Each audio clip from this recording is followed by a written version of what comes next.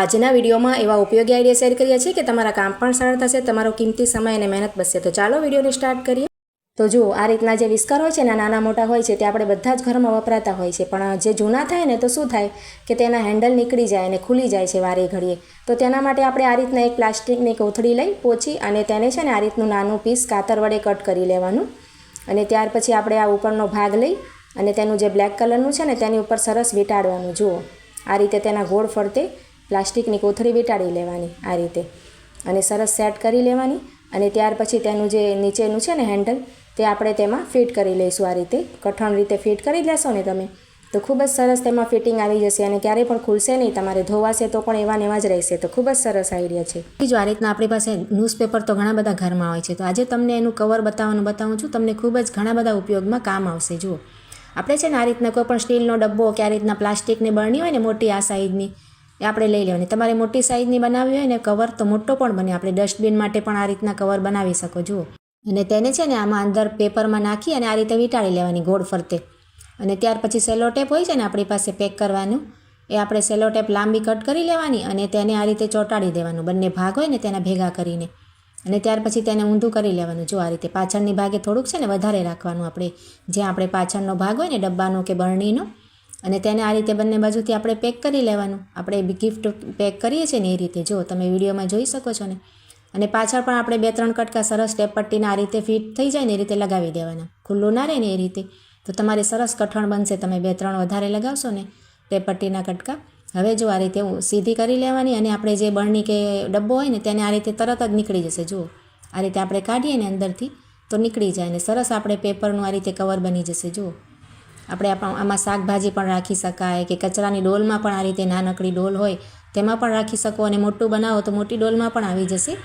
અને તેને આ રીતે અડધું ફોલ્ડ કરીને નાનું પણ કરી શકાય અને તેમાં શાકભાજી ભરી શકાય। જુઓ, ફ્રીજમાં આપણે બટેટા ડુંગળી બહાર રાખવા હોય તો તે પણ તમે રાખી શકો। ન્યૂઝપેપર હોય એટલે તેમાં બટેકા કે ખરાબ પણ નહીં થાય, તમારે ડુંગળી પણ પાણી તેનું શોષાઈ જાય ને એટલે।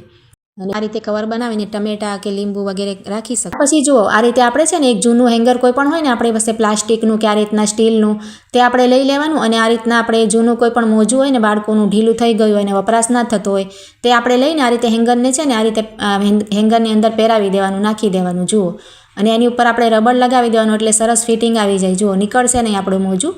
આ રીતે તૈયાર કરી લેવાનું। તમારે બીજું પણ આ બાજુ નાખવું હોય તો બીજું પણ નાખી શકાય, અહીંયા મેં એક જ નાખ્યું છે।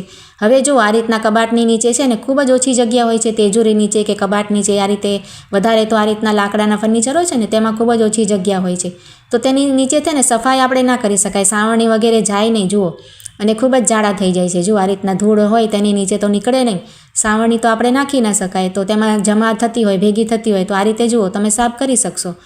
જો આ બીજું કબાટ છે ને મારું, એની પણ નીચે ખૂબ જ ઓછી જગ્યા છે, તો કેટલી બધી આ રીતે કચરો નીકળે છે, તો આ રીતે તમે સાફ કરીને ટ્રાય કરી શકો। ખૂબ જ સરસ આઈડિયા છે।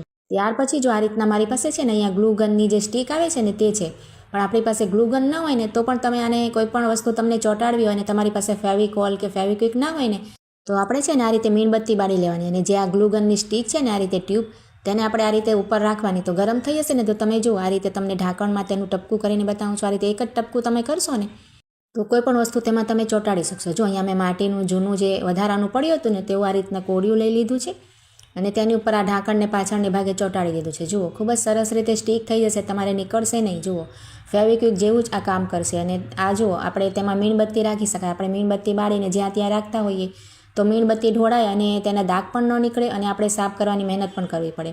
તો તમે આ રીતના કોડિયામાં જૂનું આપણી પાસે પડ્યું હોય તમે મીણબત્તી આ રીતે બાળીને રાખી શકો। ખૂબ જ સરસ ટીપ્સ છે। અને આ રીતે જે ગ્લુ ગનની આવે છે ને સ્ટીક, તે પણ આપણે ઘરમાં રખાય, ખૂબ જ સસ્તી આવે છે, તો આપણે ક્યારેક પણ કામ લાગે। જુઓ, અહીંયા આપણી પાસે ચોંટાડવાનું ન હતું તો પણ આપણે આ રીતે ઢાંકણને સરસ રીતે ચોંટાવી દીધું છે। તો આઈડિયા સારા લાગે તો લાઇક કમેન્ટ જરૂર કરજો। જો હવે અહીંયા તમને બંધ કરીને પણ બતાવું છું, ખૂબ જ સરસ રીતે ચોંટી ગયું છે, નીકળતું પણ નથી।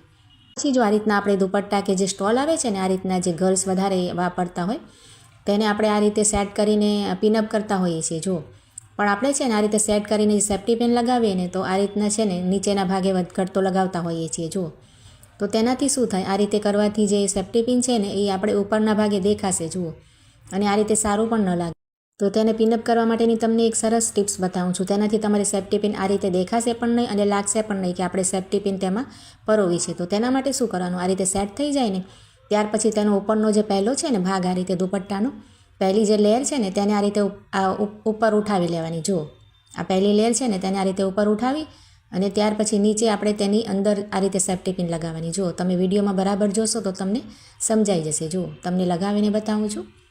તો જુઓ આ રીતે ઉપરથી કોઈને લાગશે જ નહીં કે આપણે અંદર છે ને સેફ્ટી પિન નાખી છે, તમે જોઈ શકો છો.